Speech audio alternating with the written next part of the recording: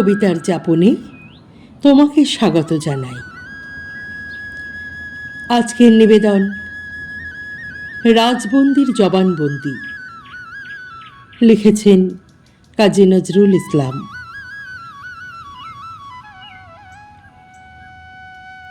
আমার উপর অভিযোগ আমি রাজবিদ্রোহী, তাই আমি রাজ কারাগারে বন্দী এবং রাজোদ্যারে অভিযুক্ত।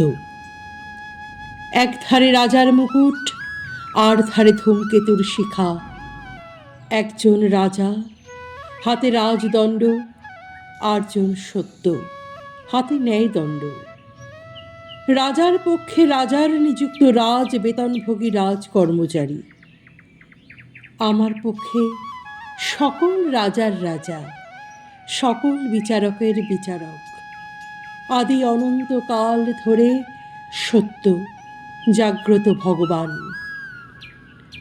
আমার বিচারককে কেহ নিযুক্ত করে নাই। এ মহাবিচারকের দৃষ্টিতে রাজা প্রজা, ধনী নির্ধন, সুখী দুঃখী সকলে সমান। এর সিংহাসনে রাজার মুকুট আর ভিখারির একতারা পাশাপাশি স্থান পায়। এর আইন ন্যায়, ধর্ম। সে আইন কোনো বিজেতা মানব, কোনো বিজিত বিশিষ্ট জাতির জন্য তৈরি করে নাই। সে আইন বিশ্বমানবের সত্য উপলব্ধি হতে সৃষ্ট। সে আইন সর্বজনীন সত্যের। সে আইন সার্বভৌমিক ভগবানের। রাজার পক্ষে পরমাণু পরিমাণ খণ্ড সৃষ্টি, আমার পক্ষে আদি অন্তহীন অখণ্ড স্রষ্টা। রাজার পিছনে ক্ষুদ্র, আমার পিছনে রুদ্র। রাজার পক্ষে যিনি, তার লক্ষ্য স্বার্থ লাভ অর্থ। আমার পক্ষে যিনি, তার লক্ষ্য সত্য লাভ পরমানন্দ। রাজার বাণী বুদ্বুদ, আমার বাণী সীমা হারা সমুদ্র। আমি কবি, অপ্রকাশ সত্যকে প্রকাশ করবার জন্য, অমূর্ত সৃষ্টিকে মূর্তি দানের জন্য ভগবান কর্তৃক প্রেরিত। কবির কণ্ঠে ভগবান সাড়া দেন। আমার বাণী সত্যের প্রকাশিকা, ভগবানের বাণী। সে বাণী রাজবিচারে রাজদ্রোহী হতে পারে, কিন্তু ন্যায় বিচারে সে বাণী ন্যায়দ্রোহী নয়, সত্যদ্রোহী নয়। সে বাণী রাজোদ্যারে দণ্ডিত হতে পারে, কিন্তু ধর্মের আলোকে ন্যায়ের দুয়ারে তাহা নিরপরাধ, নিষ্কলুষ, অম্লান, অনির্বাণ, সত্যস্বরূপ। সত্য স্বয়ং প্রকাশ, তাহাকে কোনো রক্ত আঁখি রাজদণ্ড নিরোধ করতে পারে না। আমি সেই চিরন্তন স্বয়ং প্রকাশের বীণা, যে বীণায় চিরসত্যের বাণী ধ্বনিত হয়েছিল। আমি ভগবানের হাতের বীণা। বীণা ভাঙলেও ভাঙতে পারে, কিন্তু ভগবানকে ভাঙবে কে? এ কথা ধ্রুব সত্য, যে সত্য আছে, ভগবান আছেন, চিরকাল ধরে আছে এবং চিরকাল ধরে থাকবে। যে আজ সত্যের বাণীকে রুদ্ধ করেছে, সত্যের বীণাকে মুখ করতে চাচ্ছে, সেও তারই ক্ষুদ্রাদপি ক্ষুদ্র সৃষ্ট অণু। তারই ইঙ্গিতে, আভাসে, ইচ্ছায় সে আজ আছে, কাল হয়তো থাকবে না। নির্বোধ মানুষের অহংকারের আর অন্ত নেই। সে যাহার সৃষ্টি, তাহাকেই সে বন্দি করতে চায়, শাস্তি দিতে চায়। কিন্তু অহংকার একদিন চোখের জলে ডুববেই ডুববে। যাক, আমি বলছিলাম আমি সত্য প্রকাশের যন্ত্র। সে যন্ত্রকে অপর কোনো নির্মম শক্তি অবরুদ্ধ করলেও করতে পারে, ধ্বংস করলেও করতে পারে, কিন্তু সে যন্ত্র যিনি বাজান, সে বীণায় যিনি রুদ্র বাণী ফোটান, তাকে অবরুদ্ধ করবে কে?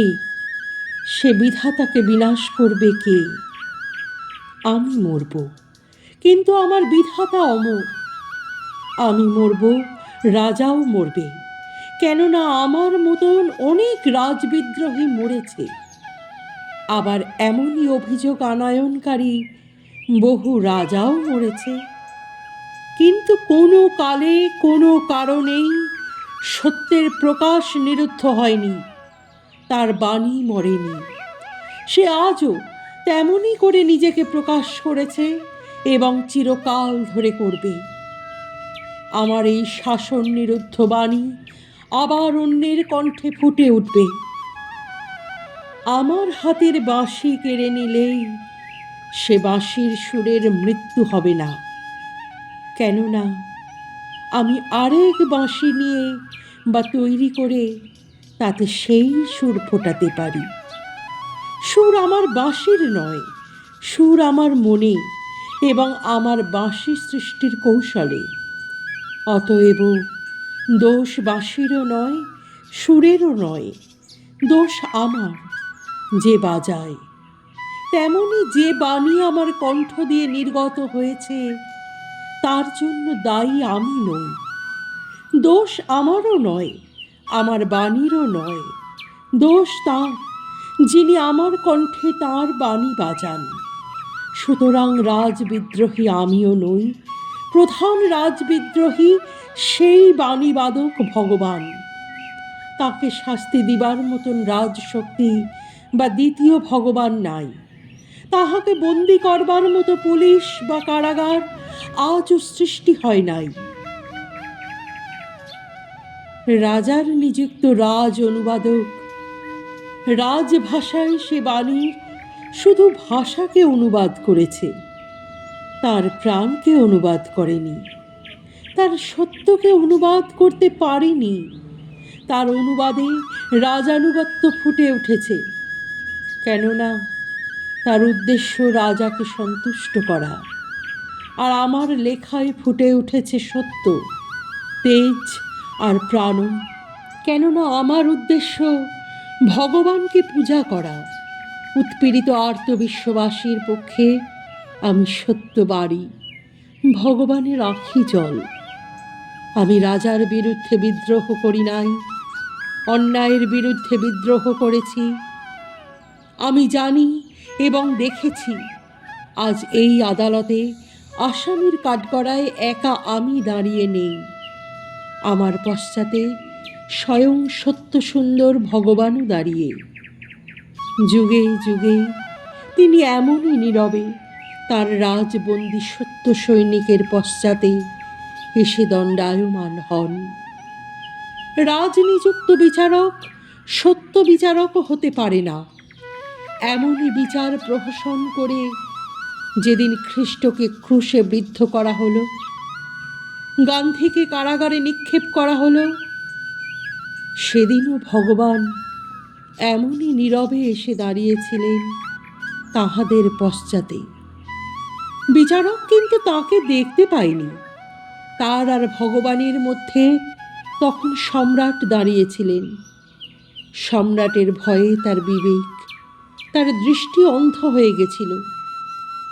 নইলে সে তার এই বিচারাসনে ভয়ে বিস্ময়ে থরথর করে কেঁপে উঠত, নীল হয়ে যেত, তার বিচারাসন সমেত সে পুড়ে ছাই হয়ে যেত। বিচারক জানে আমি যা বলেছি, যা লিখেছি তা ভগবানের চোখে অন্যায় নয়, ন্যায়ের এজলাসে মিথ্যা নয়, কিন্তু সে হয়তো শাস্তি দেবে, কেননা সে সত্যের নয়, সে রাজার, সে ন্যায়ের নয়, সে আইনের, সে স্বাধীন নয়, সে রাজভৃত্য। তবু জিজ্ঞাসা করছি, এই যে বিচারাসন এ কার, রাজার না ধর্মের? এই যে বিচারক, এর বিচারের জবাবদিহি করতে হয় রাজাকে, না তার অন্তরের আসনে প্রতিষ্ঠিত বিবেককে, সত্যকে, ভগবানকে? কে এই বিচারককে পুরস্কৃত করে, রাজা না ভগবান, অর্থ না আত্মপ্রসাদ? শুনেছি আমার বিচারক একজন কবি, শুনে আনন্দিত হয়েছি। বিদ্রোহী কবির বিচার বিচারক কবির নিকট। কিন্তু বেলা শেষের শেষ খেয়া এই প্রবীণ বিচারককে হাতছানি দিচ্ছে, আর রক্ত উষার নবশঙ্খ আমার অনাগত বিপুলতাকে অভ্যর্থনা করছে। তাকে ডাকছে মরণ, আমায় ডাকছে জীবন। তাই আমাদের উভয়ের অস্ত তারা আর উদয় তারার মিলন হবে কিনা বলতে পারি না। না, আবার বাজে কথা বললাম। আজ ভারত পরাধীন, তার অধিবাসী বৃন্দ দাস, এটা নির্জলা সত্য। কিন্তু দাসকে দাস বললে, অন্যায়কে অন্যায় বললে এ রাজত্বে তা হবে রাজদ্রোহ। এ তো ন্যায়ের শাসন হতে পারে না। এই যে জোর করে সত্যকে মিথ্যা, অন্যায়কে ন্যায়, দিনকে রাত বলানো, এ কি সত্য সহ্য করতে পারে? এ শাসন কি চিরস্থায়ী হতে পারে? এতদিন হয়েছিল হয়তো সত্য উদাসীন ছিল বলে, কিন্তু আজ সত্য জেগেছে। তা চক্ষুষ্মান জাগ্রত আত্মা মাত্রই বিশেষ রূপে জানতে পেরেছে। এই অন্যায় শাসন ক্লিষ্ট বন্দি সত্যের পীড়িত ক্রন্দন আমার কণ্ঠে ফুটে উঠেছিল বলেই কি আমি রাজদ্রোহী? এই ক্রন্দন কি একা আমার, না এ আমার কণ্ঠে ওই উৎপীড়িত নিখিল নীরব ক্রন্দশীর সম্মিলিত সরব প্রকাশ? আমি জানি আমার কণ্ঠের ওই প্রলয় হুঙ্কার একা আমার নয়, সে যে নিখিল আর্তপীড়িত আত্মার যন্ত্রণা চিৎকার। আমায় ভয় দেখিয়ে মেরে এ ক্রন্দন থামানো যাবে না। হঠাৎ কখন আমার কণ্ঠের এই হারা বাণী তাদের আরেকজনের কণ্ঠ গর্জন করে উঠবে। আজ ভারত পরাধীন না হয়ে যদি ইংল্যান্ডই ভারতের অধীন হতো এবং নিরস্ত্রীকৃত উৎপীড়িত ইংল্যান্ড অধিবাসীবৃন্দ স্বীয় জন্মভূমি উদ্ধার করবার জন্যে বর্তমান ভারতবাসীর মতো অধীর হয়ে উঠত, আর সেই সময় আমি হতুম এমনই বিচারক এবং আমার মতোই রাজদ্রোহ অপরাধে ধৃত হয়ে এই বিচারক আমার সম্মুখে বিচারার্থ নিত হতেন, তাহলে সেই সময় এই বিচারক আসামির কাঠগড়ায় দাঁড়িয়ে যা বলতেন, আমি তো তাই এবং তেমনই করেই বলেছি। আমি পরম আত্মবিশ্বাসী, তাই যা ন্যায় অন্যায় বলে বুঝেছি তাকে অন্যায় বলেছি, অত্যাচারকে অত্যাচার বলেছি, মিথ্যাকে মিথ্যা বলেছি। কাহারও তোষামোদ করি নাই। প্রশংসার এবং প্রসাদের লোভে কাহারও পিছনে পো ধরি নাই।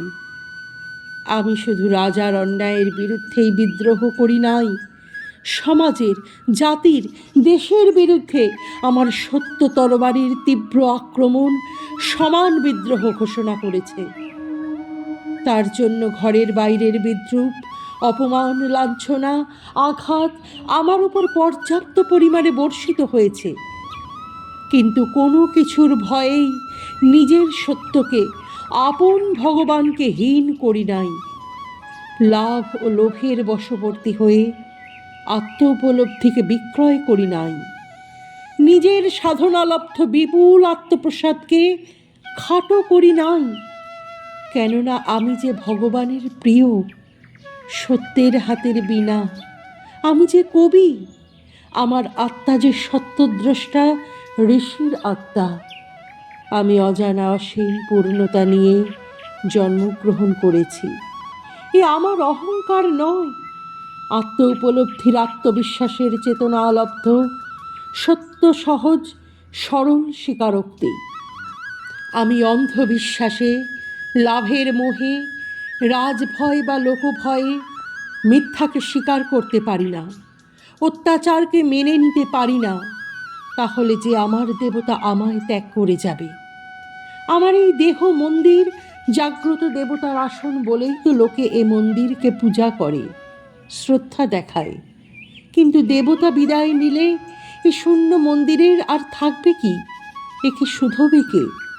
তাই আমার কণ্ঠে কাল ভৈরবের প্রলয় তুর্য বেজে উঠেছিল, আমার হাতে ধূমকেতুর অগ্নি নিশান দুলে উঠেছিল। সে সর্বনাশা নিশান পুচ্ছে মন্দিরের দেবতা নটনারায়ণ রূপ ধরে ধ্বংস নাচন নেচেছিলেন। এ ধ্বংস নৃত্য নবসৃষ্টির পূর্ব সূচনা। তাই আমি নির্মম নির্ভীক উন্নত শিরে সে নিশান ধরেছিলাম, আর তুর্য বাজিয়েছিলাম। অনাগত অবশ্যম্ভাবী মহারুদ্রের তীব্র আহ্বান আমি শুনেছিলাম। তার রক্ত আখির হুকুম আমি ইঙ্গিতে বুঝেছিলাম। আমি তখনই বুঝেছিলাম আমি সত্য রক্ষার ন্যায় উদ্ধারের বিশ্বপ্রলয় বাহিনীর লাল সৈনিক। বাংলার শ্যাম শ্মশানের মায়া নিদ্রিত ভূমিতে আমায় তিনি পাঠিয়েছিলেন অগ্রদূত তুর্যবাদক করে। আমি সামান্য সৈনিক, যতটুকু ক্ষমতা ছিল তা দিয়ে তার আদেশ পালন করেছি। তিনি জানতেন প্রথম আঘাত আমার বুকেই বাজবে। তাই আমি একবার প্রলয় ঘোষণার সর্বপ্রথম আঘাতপ্রাপ্ত সৈনিক মনে করে নিজেকে গৌরবান্বিত মনে করেছি। কারাগার মুক্ত হয়ে আমি আবার যখন আঘাত চিহ্নিত বুকে, লাঞ্ছনা রক্ত ললাটে তার মরণ বাঁচা চরণ মূলে গিয়ে লুটিয়ে পড়ব, তখন তার সকরুণ প্রসাদ চাওয়ার মৃত্যুঞ্জয় সঞ্জীবনী আমায় শ্রান্ত, আমায় সঞ্জীবিত, অনুপ্রাণিত করে তুলবে। সেদিন নতুন আদেশ মাথায় করে, নতুন প্রেরণায় উদ্বুদ্ধ আমি আবার তাঁর তরবারি ছায়াতলে গিয়ে দণ্ডায়মান হব। সেই আজও না আসা রক্ত উষার আশা আনন্দ আমার কারাবাসকে। অমৃতের পুত্র আমি, হাসি গানের কলোচ্ছ্বাসে স্বর্গ করে তুলবে। চিরশিশু প্রাণের উচ্ছল আনন্দের পরশমণি দিয়ে নির্যাতিত লোহাকে মণিকাঞ্চনে পরিণত করবার শক্তি ভগবান আমায় না চাইতেই দিয়েছেন। আমার ভয় নাই, দুঃখ নাই, কেননা ভগবান আমার সাথে আছেন। আমার অসমাপ্ত কর্তব্য অন্যের দ্বারা সমাপ্ত হবে। সত্যের প্রকাশ ক্রিয়া নিরুদ্ধ হবে না। আমার হাতের ধূমকেতু এবার ভগবানের হাতের অগ্নিমশাল হয়ে অন্যায় অত্যাচারকে দগ্ধ করবে। আমার বহ্নি এরোপ্লেনের সারথি হবে এবার স্বয়ং রুদ্র ভগবান। অতএব মা ভয় নাই। কারাগারে আমার বন্দিনী মায়ের আধার শান্ত কোল ও অকৃতি পুত্রকে ডাক দিয়েছে। পরাধীনা অনাথিনী জননীর বুকে এ হতভাগ্যের স্থান হবে কিনা জানি না। যদি হয়, বিচারককে অশ্রুসিক্ত ধন্যবাদ দিব। আবার বলছি, আমার ভয় নাই, দুঃখ নাই। আমি অমৃতস্য পুত্র, আমি জানি। ওই অত্যাচারীর সত্য পীড়ন আছে, তার আছে ক্ষয়। সেই সত্য আমার ভাগ্য বিধাতা, যার হাতে শুধু রয়, যার হাতে শুধু রয়, যার হাতে শুধু রয়।